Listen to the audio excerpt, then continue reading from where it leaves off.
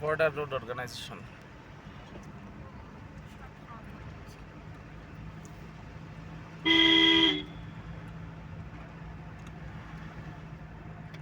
এটাকে এই পাহাড়টা আমার কেমন করে হয়েছে দেখছিস আরে আমি পাহাড়ের শেপ মাটি দেখছিলাম।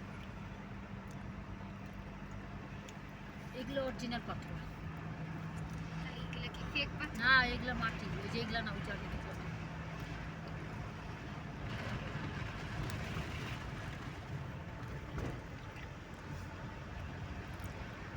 ভ্যারাইটিস ধরনের পাহাড়, ভ্যারাইটিস ধরনের শেপ, ভ্যারাইটিস ধরনের কালার।